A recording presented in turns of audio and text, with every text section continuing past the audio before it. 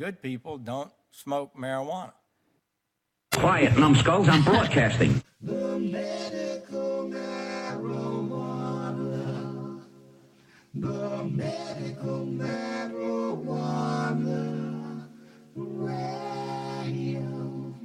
Radio show.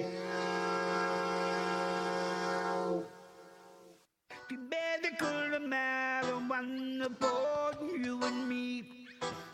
Ah, yeah, the medical marijuana. Whoa, whoa, whoa, whoa, whoa, yeah, the medical. It's the medical marijuana show. You knew we know. I want to talk to you.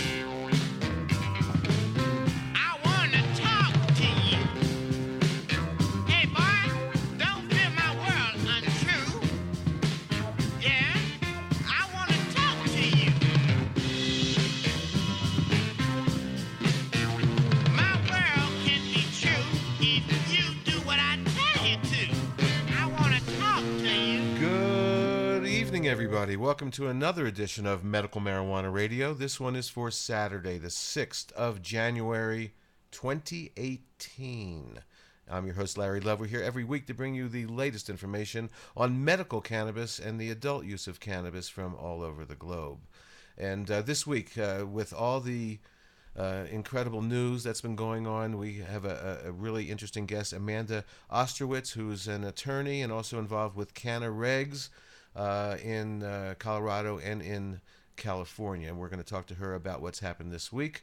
We obviously have a lot of news with the announcement by Jeff Sessions and the Department of Justice that they're going to start enforcing federal law again, and that the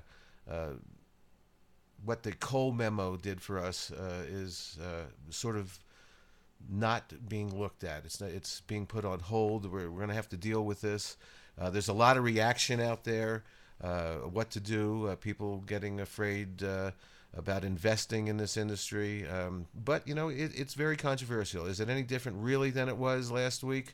Well, it's to be found out, and we're going to talk to Amanda about that. We're also going to play lots of clips today and reactions from people in different states. And we're going to start off with Donald Trump's the press conference with Sarah Huckabee Sanders the other day, where she was asked about the president's position, and here is this. And we'll go around the state, some of the states. We'll hear from Nevada and California and Florida about how they're reacting to this. But here is official word from the president's mouthpiece. Trey. Thanks, Sarah. Two questions for you. First, does President Trump see marijuana as a state's issue or a federal issue? The president believes in enforcing federal law. That would be his top priority, and that is regardless of what the topic is, whether it's marijuana or whether it's immigration. The president strongly believes that we should enforce federal law. The move that the Department of Justice has made, which my guess is what you're referencing, simply gives prosecutors the tools to take on large-scale distributors and enforce federal law. The president's position hasn't changed, but he does strongly believe that we have to enforce federal law. It hasn't changed. Well, that's what she says. But it has changed, because when he ran as a candidate, he said he would leave it up to the states. So you can never trust what's coming out of that office or the press conferences, because Huckabee Sanders, she just lies for her boss. And so which way is it, Trump? Is it the states' rights that you support, or is it the federal? Let's get this shit together. Here's how CNN talked about the news the other day. CNN's Tom Foreman joins me now. Tom, was this expected? It was in some ways, and in other ways not. That's the only way to describe it. Because the legalization of marijuana has been spreading like wildfire across this country. And you're right, Donald Trump gave no hint when he was running that he was opposed to that. And yet now his administration has growers and sellers in dozens of states alarmed. For a president who has relentlessly promised to get the federal government out of the way of states, businesses, and individuals, for every one new regulation, Two old regulations must be eliminated. The new stance on marijuana seems a sudden turnaround and an outrageous one for some. On Capitol Hill, Republican Senator Cory Gardner from Colorado erupting. And we were told that states' rights would be protected. Saying he was promised no such move was coming. I will be putting today a hold on every single nomination from the Department of Justice until Attorney General Jeff Sessions lives up to the commitment that he made to me. President Obama often criticized the enforcement of pot laws. When you end up having very heavy criminal penalties for individual users that have been applied unevenly and in some cases with a racial disparity. And I think that is a problem.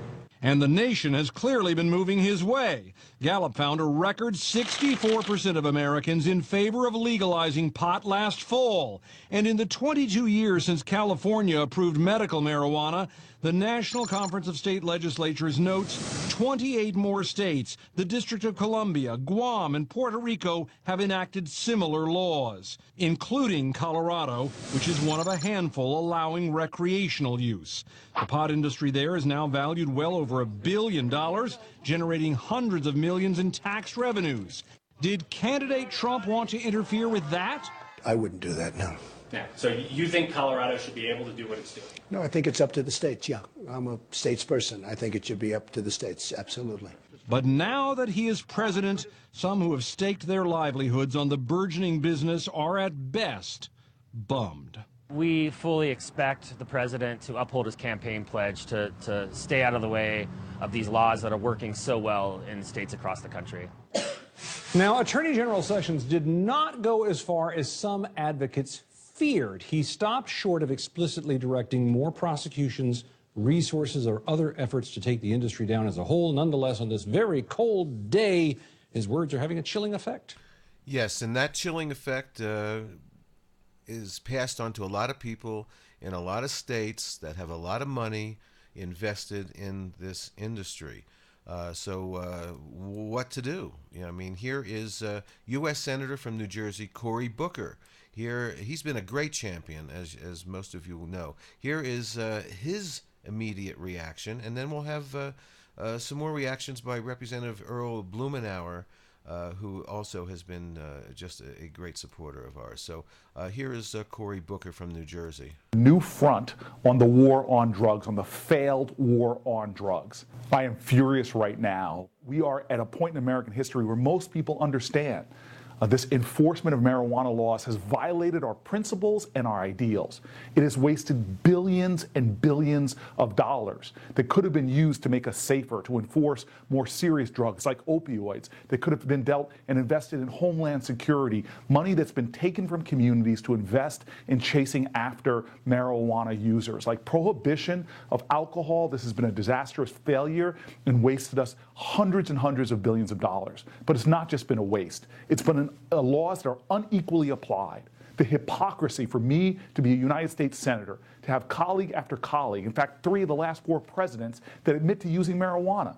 They are giving a testimony to the fact that some places and some people of privilege can use this drug without consequence. But we see poor communities and communities of color bear the brunt of marijuana enforcement, which has been destroying lives and destroying communities. Teenagers picked up for things that Congress people do now have criminal records, can't get Pell Grants, can't get jobs, can't get business licenses, having people taken away from their parents, losing their jobs as a result of this war on drugs and marijuana. And not only is it destroying lives, not only is it unequally applied, not only is it not making us safe and taking money away, but it is a violation of who we say we are, a nation of liberty and justice for all. And so I've been fighting for medical marijuana, introducing legislation to get the federal government to stop restricting states doing things that help sick people, whether it's children with diseases like epilepsy or Dravet's disease, veterans with PTSD. This is a life-saving drug for many people. I've introduced legislation like the Marijuana Justice Act, which says enough is enough. We should deschedule this drug and get the federal government out of the marijuana enforcement business. And even more than that, that we should expunge people who are in states where this is now legal but still have criminal records for doing things that are now legal. It invests in communities that have been targeted by the war on drugs to help them get back on their feet. All of this effort being reflected in states as well as in here in the Senate legislation now has been put in jeopardy because of our Attorney General Jeff Sessions and what he's done today. This is unacceptable. It's an affront to our values. It's turning back progress, and it is a threat to our ideals. This is about justice. This is about fairness. This is about our country making progress. I will fight this in the Senate. Please fight with me. Let your voice be heard. So it's really lighting a fire under people who've already had a fire lit under them. That was Cory Booker from New Jersey. Earl Blumenauer, representative. Here's 3 short clips from him. He has been really outspoken over the years. You have to remember, everybody, Oregon, Washington, California, Colorado, and other states that have legalized for adult and medical use have a lot of money involved here.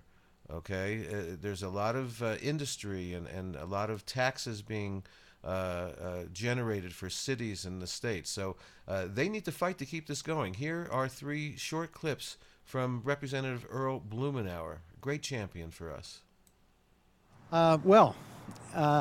This news today from Jeff Sessions and his proposal to rescind the Cole memo is disturbing, but it's not panic time. We have already the protections baked into the continuing resolution. It's why we're working to expand the protections of my amendment and extend it to the full range of marijuana activities. Ironically, this might be the catalyst that forces Congress to actually solve the ambiguity. The American public and more than 2/3 of the states are way ahead of the federal government, and this might help us be able to get the reforms necessary to make threats like this unnecessary and impossible in the future. It's important that it goes beyond medical marijuana because we now have 9 states, including Oregon, where the public has determined that there will be adult use, and there's more in the pipeline. It's interesting that for the first time in history now, a majority of Republicans and Democrats agree that this is a policy that needs to be protected. So I think the stage is set. It's ironic that Mr. Sessions appears to directly contradict the statement that then candidate Trump stated in a direct question in Colorado last year, that he would let the states go ahead. He doesn't want to interfere with it. It raises a question, again, about the discrepancy between Sessions and Trump. It'll be interesting how they resolve that. I think that any attempt at implementing changes is going to have dramatic shock impact. We have over 20 million Americans who have legal access to marijuana and use it every month.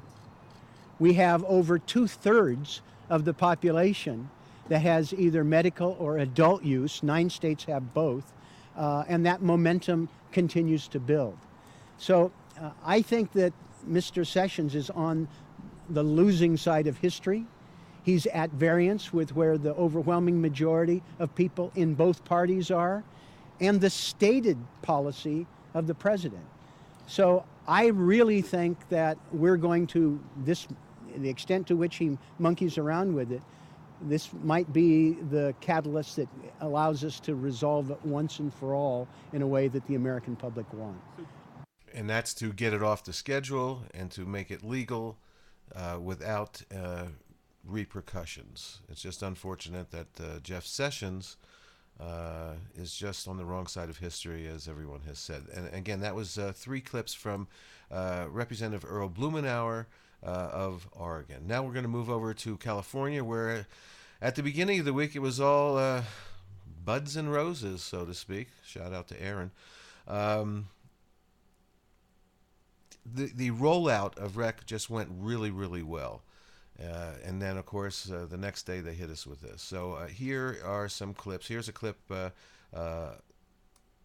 in regard to California fighting this federal threat. General Jeff Sessions rescinded an Obama-era policy that blocked U.S. attorneys from interfering with marijuana sales in states where the drug is legal. That means top federal prosecutors will be able to take action against recreational or medical marijuana grows, regardless of state law.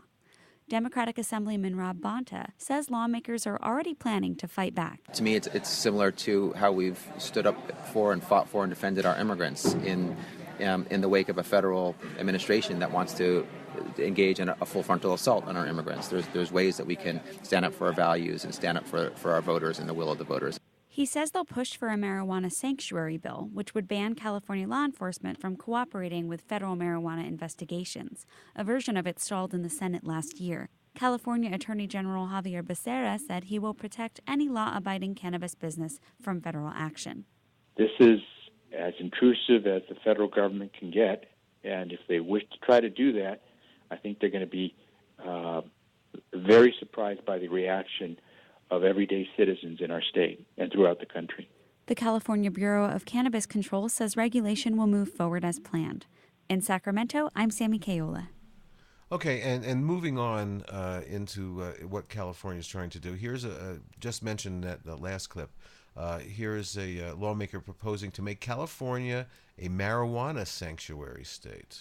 Attorney General's promise to roll back policy allowing legal marijuana sent a chill through California's newly expanded pot industry. We're not exempt, and that is really frightening when you start thinking about it. Lynette Davies owns Canacare, a medical marijuana dispensary. She fears a return to the days when federal agents stormed stores like hers. We have watched those clubs be raided. We have watched people actually serve 5 years in prison for doing everything completely legal on the statewide. However, California is pushing back. Following Sessions' announcement, Los Angeles Assemblyman Reggie Jones Sawyer promised to reintroduce the Cannabis Industry and Medical Safety Act, which bars state and local officers from helping federal agents enforce marijuana laws. I thought, what can we do to protect what we had voted for in California? The cannabis business will be a multi-billion-dollar business that will have an impact on our economy like you won't believe.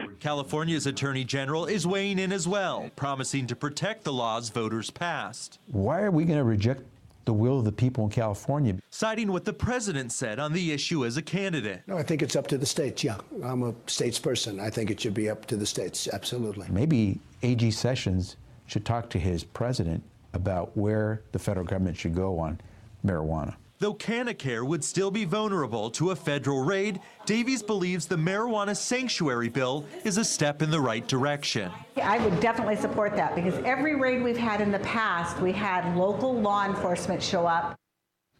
Sessions' policy will let U.S. attorneys across the country decide what kinds of federal resources to devote to marijuana enforcement based on what they see as priorities in their districts. It's unclear what kind of impact that could have here.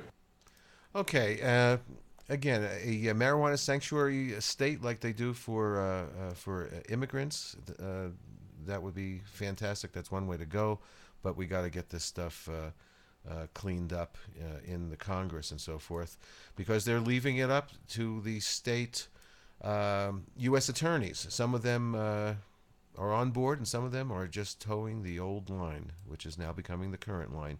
Here is San Diego's U.S. attorney backing Sessions and his enforcement of federal policy.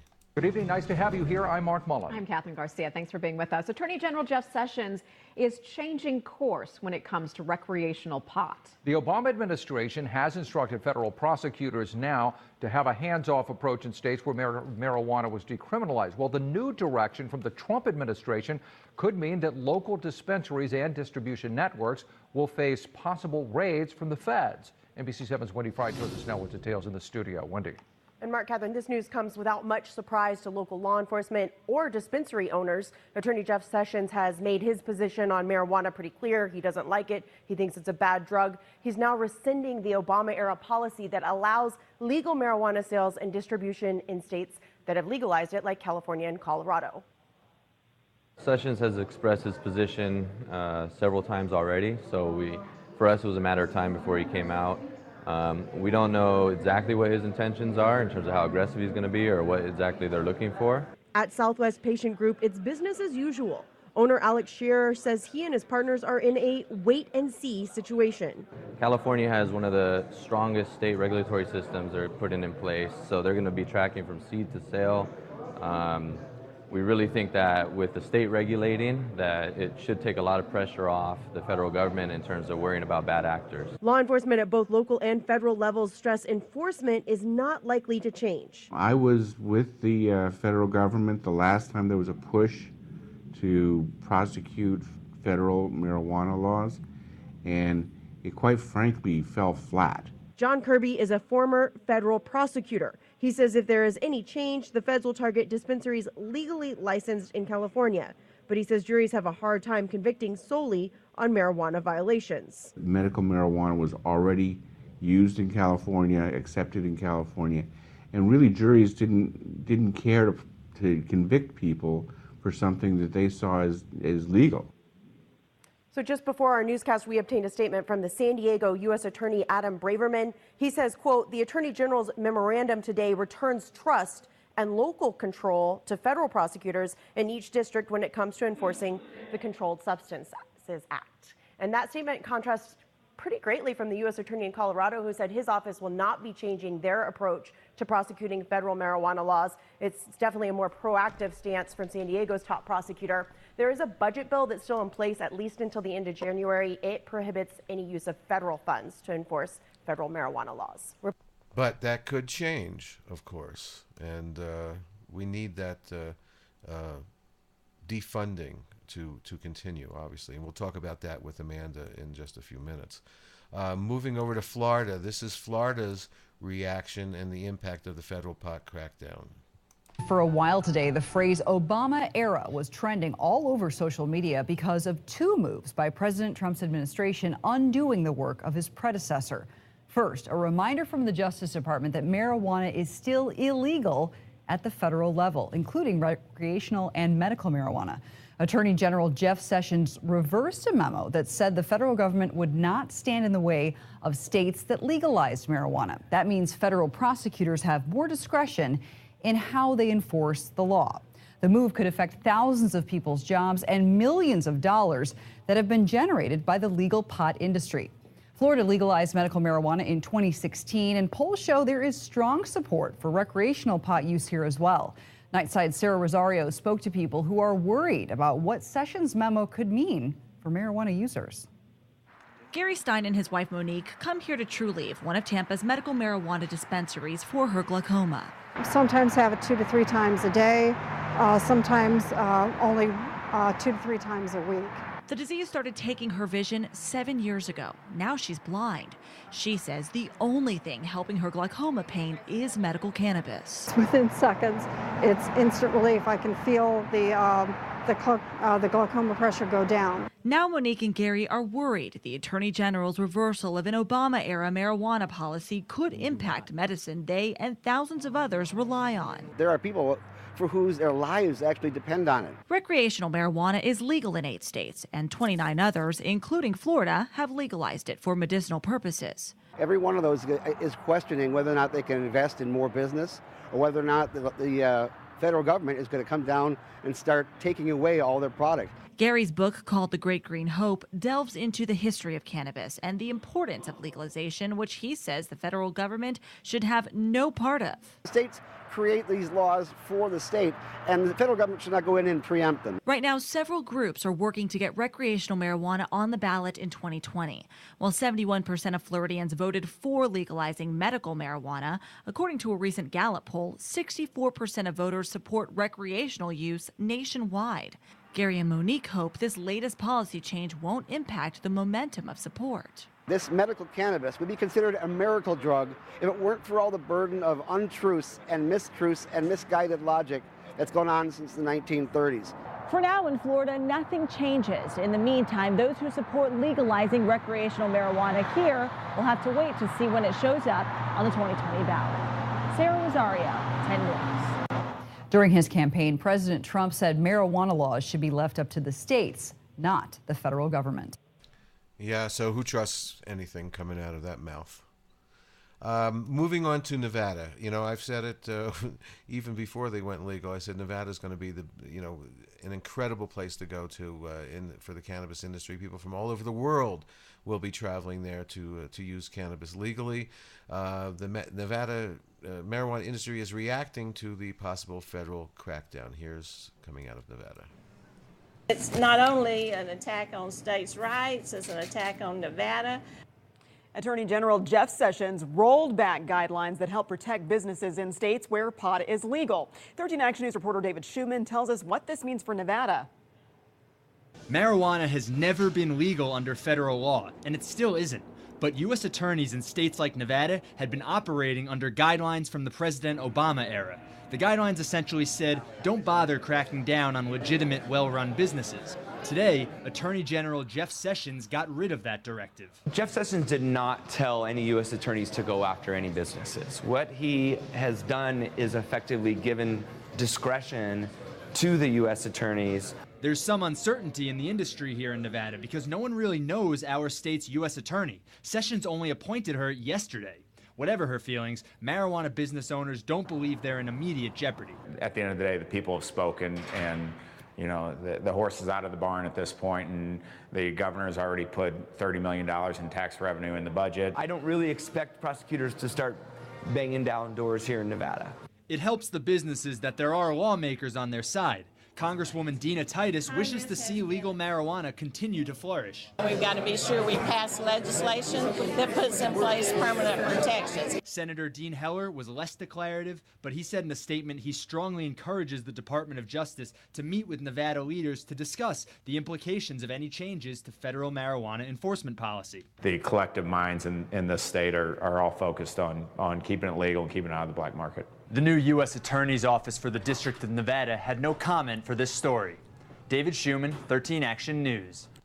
Okay, so that's Nevada. This next piece is from a media company called Green Flower Media. They do a lot of educating, a lot of advocating, and they put this out on the spot the other day called #Dear Jeff Sessions.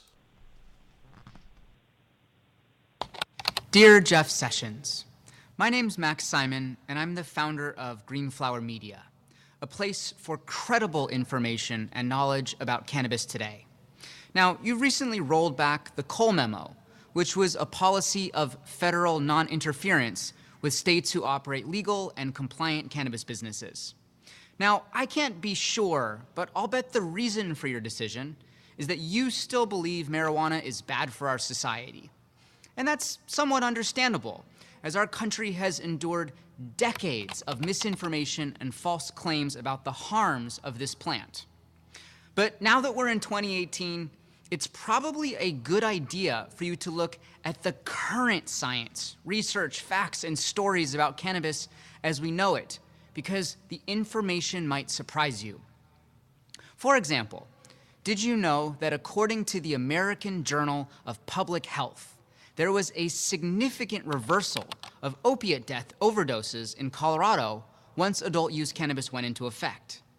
Or that states with legal cannabis are expected to generate over $655 million in state taxes in 2017 alone, with a significant portion of that revenue going to education, public health, and other beneficial projects to our society? Or the egregious disparity that alcohol kills more than 88,000 Americans per year, and tobacco kills almost 500,000, and yet there's never been a single known fatal cannabis overdose in history. I share these facts with you because it's important for you to understand that rolling back cannabis protections isn't just an isolated decision, but rather something that directly hurts people like myself who depend on safe access to legal cannabis for the quality of my life. Now look, I can't argue with you that substance abuse doesn't exist. It does. But what I can tell you after interacting with hundreds of thousands of cannabis users around the world is that abuse and harm is not the norm, it's the exception. The overwhelming majority of people who use cannabis are productive, healthy, high-functioning, good-hearted people who get real benefits from the plant, just like me. So this is my letter to you, in hopes that you hear the words of the people and change your course. It's time to update our thinking and regulate cannabis in a safe, responsible, and sensible way. Dear Jeff Sessions, I use cannabis to manage my ADHD. It has genuinely helped me. Please respect that. And to those of you watching, what can you share with Mr. Sessions about how cannabis has positively impacted your life? Let's make our voices heard.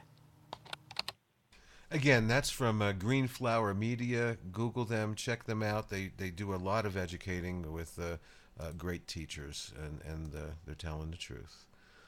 Before we take a quick little break, and we'll be back with Amanda Ostrowitz from California and Colorado and CannaRegs talking about this situation. Here is sort of a pretty good summary of what this is all about. The Obama administration had taken a largely hands-off approach to federal marijuana enforcement, allowing states who wanted to legalize the drug for recreational sales to be able to do that without much federal intervention.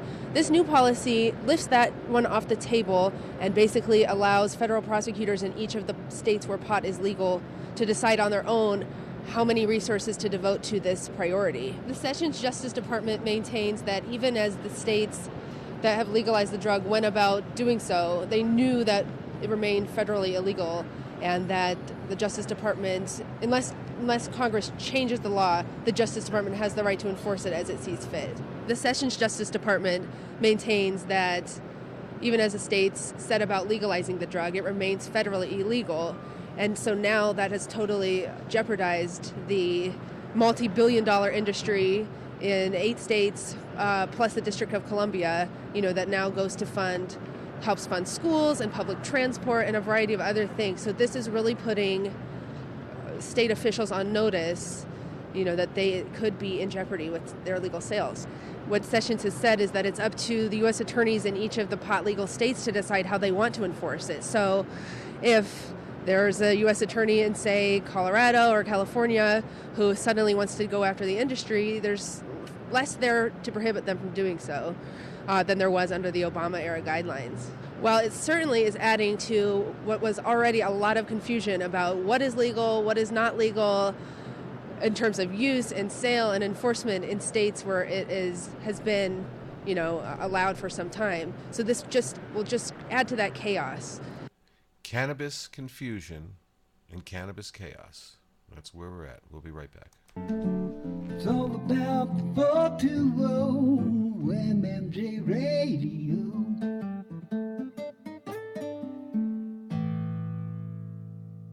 Attorney General Jeff Sessions has given federal prosecutors the okay to go after people in states with legal weed. But before you hide your bong, here's what you need to know. The Department of Justice released a memo from Sessions to federal prosecutors Thursday saying marijuana is a dangerous drug and marijuana activity is a serious crime. The memo instructs federal prosecutors to ignore state laws and go after people breaking federal pot laws at their discretion. Prosecutors will most likely go after crimes that don't involve the average user. U.S. attorneys in Oregon, Colorado, and Washington laid down the new policy, saying they already pursue serious criminal behavior outlined in the Sessions memo. Seattle's mayor reassured marijuana users that they were safe. We will not be bullied by the Trump administration or by the Department of Justice.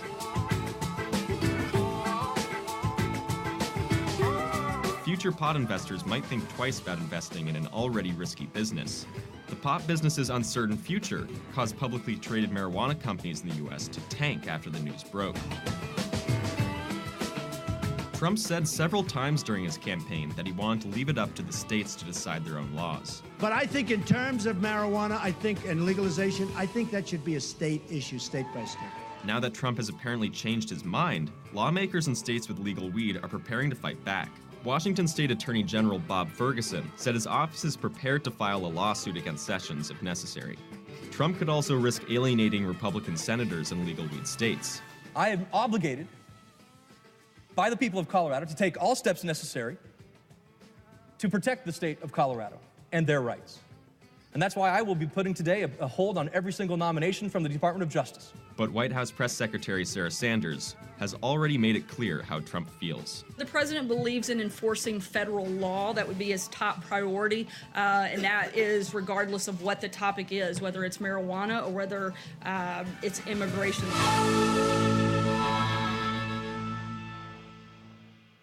The medical marijuana, the medical marijuana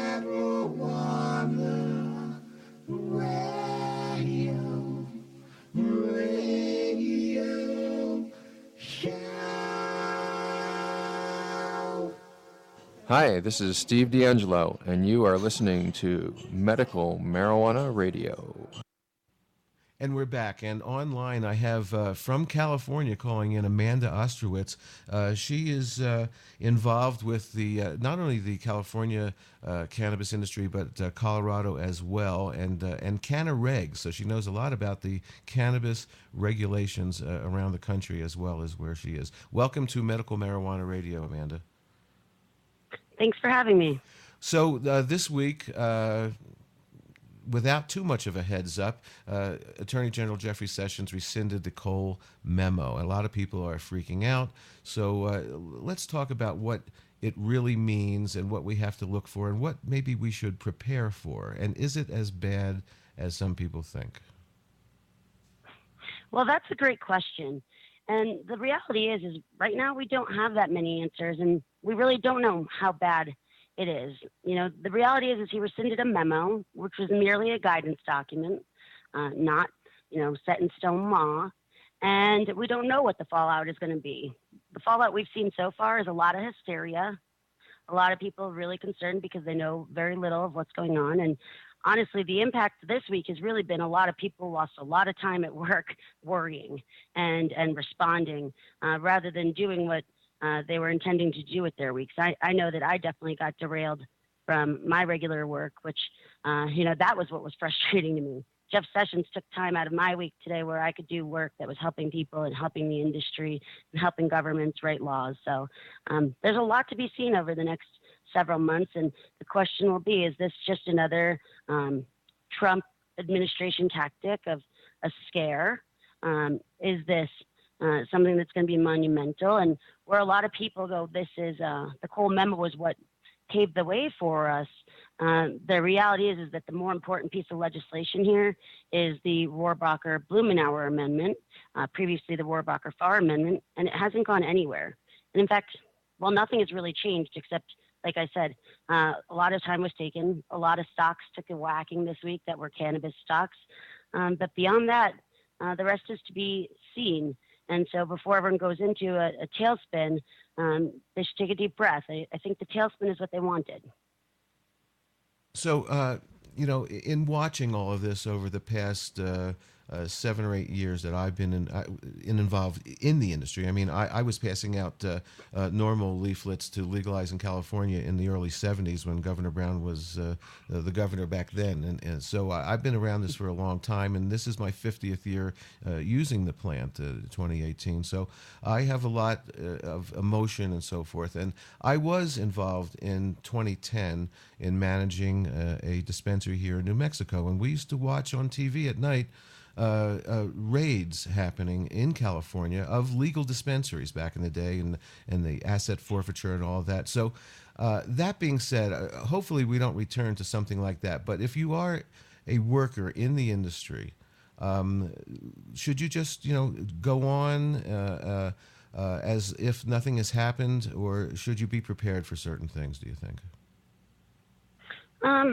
I think you have to bring into question here the distinction between the black market and legal regulated businesses. I think that people are forgetting that what happened in the past in the Cole memo and the Rohrabacher-Blumenauer Amendment, what they do is they protect state compliant businesses in legal cannabis states. And granted, one of those two protections is gone now, but what we've seen is that they still have always, the entire time, been going after the black market. And so nothing is going to change there. So if you're working at an illegal dispensary, maybe there's some concern that there might be a ramp up, but you also should have had that concern for quite some time now. Whereas it seems like there's been very quick response from the top representatives in these legal states like California, Lori Ajax, the head of the Bureau of Cannabis, and Treasurer Chong, and other top level officials in Colorado at the Marijuana Enforcement Division, as well as even Governor Hickenlooper, the mayor of Denver. They've shown that they're really going to be doing everything in their power to protect the legal industries that they've created. Also, what has been left out of this conversation is they didn't just say, okay, bye-bye Cole Memo, go and get them, that's your command. They basically said that they're going to let the prosecutors in each of these jurisdictions decide how they want to enforce it. And so that's really what people should be more concerned about, is how the politics play out in your federal district. So, there is the Colorado area where the federal prosecutors have said that they're going to treat it the way they have been, as the priority being the black market, not the legal regulated businesses. But then, in San Diego County, which is a very much anti-cannabis county, but for the city of San Diego and a couple of those small jurisdictions, their federal prosecutor there has come out, heralding Mr. Sessions in this instance. So, right. I think people need to look locally in nature when they assess their level of concern as to the politics of the federal prosecutor in their district. Right. So let me ask you, I don't know if we know this, but do you think they have enough funds to shut down or to get into, getting the federal statutes being conformed to?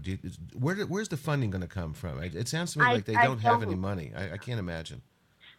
Not only do they not have money, but the Rohrabacher-Blumenauer amendment, which is still in place and has got a couple months left and has been continuously renewed, has been what defunds that.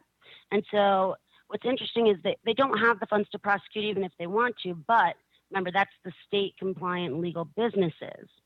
So all along, even in these legal states, they have been working with the DEA to eradicate the black market. In fact, in Colorado and in many places in California, what they've done is, when they regulate and allow cannabis businesses, they'll first identify those potential businesses. They will transition as many as they can to the legal regulated market. And once the legal regulated market is underway, they actually choose to coordinate and work with the DEA, because the DEA's only funding is for the black market, non-state compliant businesses. So they will coordinate with the local attorney generals, with the district attorneys, and the DEA, and they will do coordinated busts very, very frequently.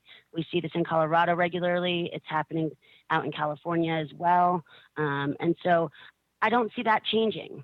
I think this, there could be an uptick, but again, the funding is for the illegal businesses. I think what this does more than anything is it puts a real chilling effect on the others. But it also, the unfortunate distinction with the Rohrabacher-Blumenauer amendment is it protects medical marijuana, and it leaves that ambiguity for adult use. And that's why, in California, they have, and in Colorado, maintained this dual system with the adult use and medical being separate. Even though MALCURSA, which is the Medical and Adult Use Cannabis Regulation and Safety Act, have harmonized the laws. They've kept the two inventories separate. They've made them two distinct sets of licenses in preparation for a potential action like this. So at very worst case scenario, it might shut down the adult market, which I don't foresee happening anytime soon, but at least then there would still be the medical market in place that would be protected so long as this amendment remains in place. My opinion has always been that we got to keep medical and rec separate. Medical is just too important to too many people, and what's happened in Washington State is just a terrible debacle, and so any new states that come on board really has to protect the medical. It's a different industry. That being said, there was no mention of medical in the Sessions memo the other day. So what was he talking about? Rec? Without really saying He it? wasn't talking about either. The Cole memo never talked about either really either. It set out law enforcement priorities. And again, people forget it was a memo. A memo is not the law of the land. The law of the land was always the Controlled Substances Act, still is. And this is just a iteration as to the law enforcement priorities with regard to that. It didn't distinctly go in one or another, but people should, if the Rohrabacher-Blumenauer Amendment hadn't been extended, now that would be a serious thing that should have taken people's week and fear. But this is a memo. We don't know how it's going to be enforced. He's going to leave this local jurisdiction up there. And so the weight and panic people have placed on it is really what's made it effective. And granted, again, that's always been the way this administration has been working for the last year. They like to create fear and hubbub because they were disruptive, right? They might have actually made there be fewer marijuana businesses this week because people who were about to launch might have just said, no, never mind, or lost their investment dollars. So they actually probably did achieve some of what they were looking to do just through fear. And one of the problems, of course, is that Trump, when he was running as a candidate, he said, let the states, leave it up to the states. But, there's not much that he has said that he enforces. He just flip-flops and goes back and forth. So I don't know where he really stands because he's let Jeff Sessions, do this. Now, that being said, there's some talk about this really could push the Congress into changing the schedule and getting things going. How do you feel about that? That maybe this is the thing that might push it over and get it into the Congress to fix it? I don't know if that's what's going to make the change. There's going to be certain people that have to flop and changes that would have to take place as to certain seats. If it does, I'll be grateful for it, but I don't expect so much. But granted, you set the bar low, you can be really excited when these things do occur. I think, when you talk about Trump, and he really has shown very little interest in this subject, and I think he's got a lot on his plate. I think the timing of this is somewhat uncanny, right? Right as there's suspicion of potential indictments this coming week, and several days after California goes online, I think that he is not really out against cannabis, and I think he's happy to let Jeff Sessions create something to distract from his chaos. So I do find the timing uncanny. That's a good point. I think this is a distraction tactic, a scare tactic, and anything to take pressure off the book. If you think about a particular time in the California history of legalization, a few years ago, right before, what was it, 215? What was the bill that went down a few years ago before they legalized? It was a different bill, but it was another prop number. Yeah, and so like 2 weeks before that was to be voted on, Attorney General Eric Holder actually said, if you guys legalize, we're going to enforce federal law. Okay, and that was the Obama administration and Jeff and Eric Holder. So that was crucial. I think that if he hadn't said that back then, I think it would have passed because I think it scared a lot of people. I think that's a crucial point in what happened in California. I mean, there's been a lot of crucial points, and I think the timing this time around probably was the more appropriate timing. It was a better proposition, by no means perfect, but it was good, I think, also for a smaller state like Colorado to come online before that, in Washington. And then now it's kind of set the stage. It's shown that the sky hasn't fallen. In fact, millions and millions of dollars of revenue later, and tax dollars and infrastructure being built. Then a big state like California, the 6th largest economy in the world, coming online, I think it has a lot more confidence than it would have back then, and it's got a lot more examples to learn from. Granted, California is always going to do it its own way, and that's just California, the beauty of it and it's the cons of it. But I think now is definitely a better time for it because there's been such a public opinion change towards the issue. I mean, a majority of U.S. Citizens of voting age are in favor of marijuana legalization. Yes, 60-something% now nationwide, which is just absolutely amazing. It's taken a long time. Again, I was passing out leaflets in 1972 and 3 and so forth. So I'm not going to ask you for advice, but what do you think people should do that have been thinking about getting into the cannabis industry and just go on as if nothing has happened this week? I think people who are already in it, who are deeply in it, should just keep moving forward. Be smart. Make sure you're following your laws. Make sure you have strong relationships with your local government because you're going to need their protection. I think getting in, it just depends on how much of a risk taker you are. But again, get into the legal market. I think that there's such decreased margins anyway that now isn't really the time to be leaping in, and especially under the current pressure. But there's people that are ready to go, and they'll be fine. And the reality is one or two people might get in trouble, and you got to hope it's not you. But if you don't have any appetite for risk, this was never for you anyway. Yeah, right? This has been federally illegal the entire time, and that should have been a consideration that was made before this week. You know, we choose to go into this industry for many, many reasons. I've seen medicinally it work amazing. And recreationally, it's just so much better for drunk driving. People are getting off of alcohol and opiates and so forth. So there's a lot of good things that can happen from rec and from medical. So before we go, I just want to. There's a lot of, since you're the Canna Regs lady, what do you feel is the most egregious new rule or reg in California that you think needs to be changed somewhat quickly in order for this our industry to move forward? I know that there's a lot of controversy on some of them. For me, it's not any one rule, it's the taxes as a whole.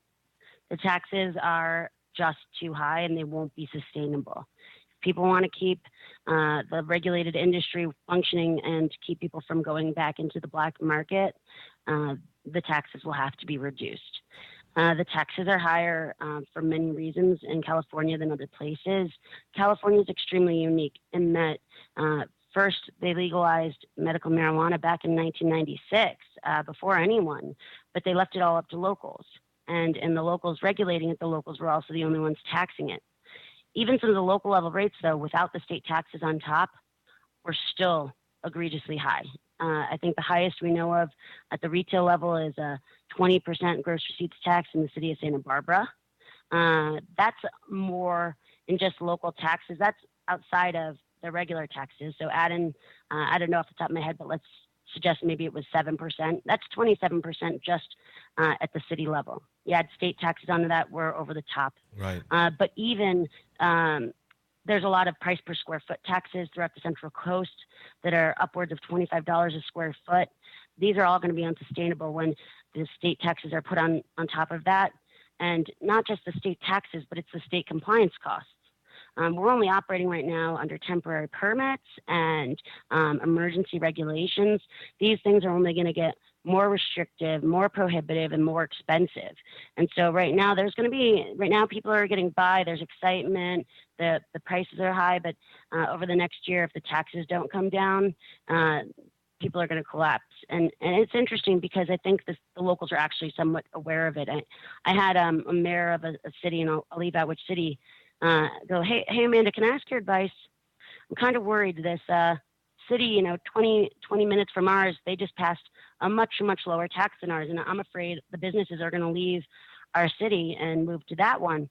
And he goes, can you tell me what's the perfect rate? And I said, The best rate is the most you can charge them without putting them out of business or having them move to another town. Thankfully, that's not my job, but that's going to be a real art form, and people are going to need to figure that out over the next year. I predict 2018 is the year of the tax crisis. Well, it's going to be a tax crisis in many situations, not just cannabis, but it's just amazing that such an obvious thing, overtaxing will drive people to the black market. I mean, it's obvious. Why even think in that direction? It just makes no sense at all.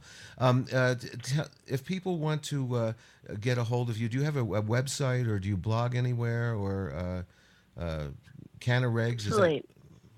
Please give that out. Our website is cannaregs.com. I'm Amanda. I can be reached at amanda@cannaregs.com.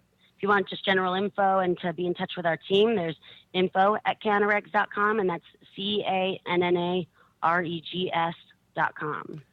Amanda Ostrowitz. I will also this week be out in California, in Oakland, for the National Cannabis Industry Association's first quarterly caucuses in Northern California and Oakland on Tuesday, January 9th, and I'll also be at their Southern California caucus in Newport Beach on Thursday, the 11th, and I believe those start around 6:30 p.m. and go till 9. Great networking opportunity. We'll be there. We'll have our software up, lots of great other businesses and partners, and a way to get involved, too, if you're concerned about the federal policy that's gone on this week. That's the trade group that is lobbying for our interests there. So very important work they're doing, and it'd be great to support them. And if they got extra attendance this week, I think it would really show that the industry is going to stand strong and proud and fight.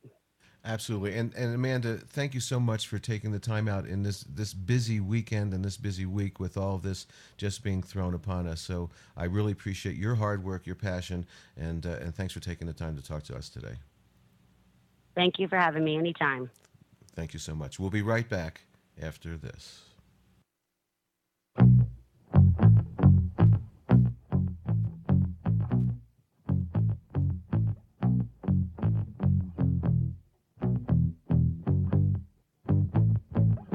I like digging holes and hiding things inside them. When I grow old, I hope I won't forget to find them. 'Cause I've got memories and travel like gypsies in the night.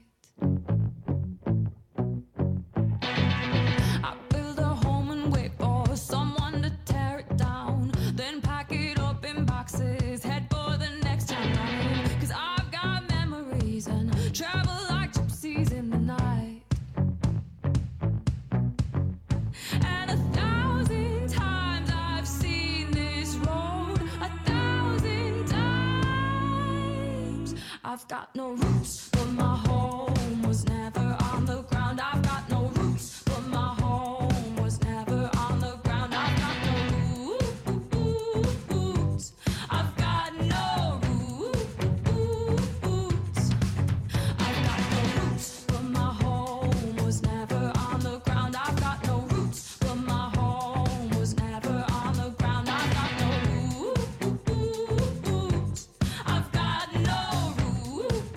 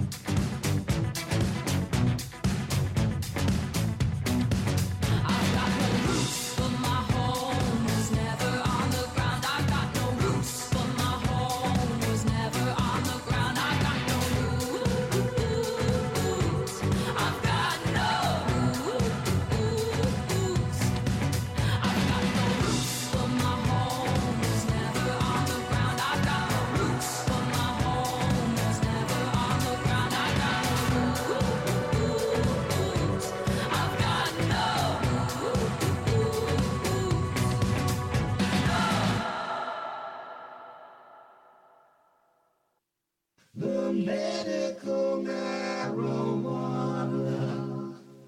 The medical marijuana radio. Radio show.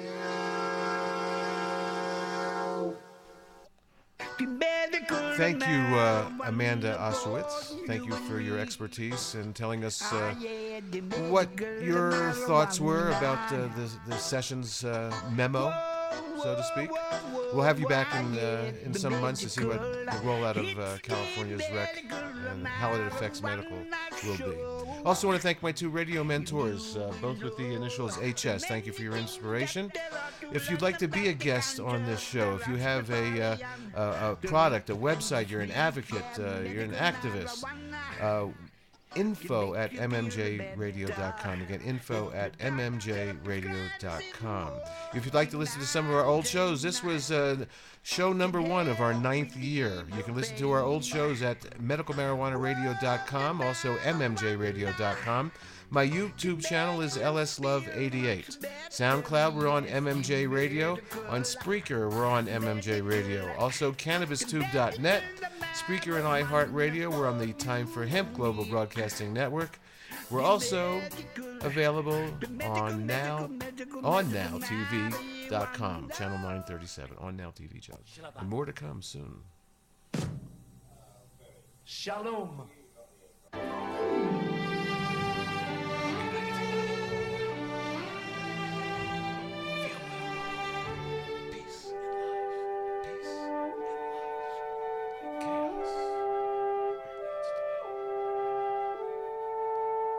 Oh yeah, and fuck Trump and Sessions.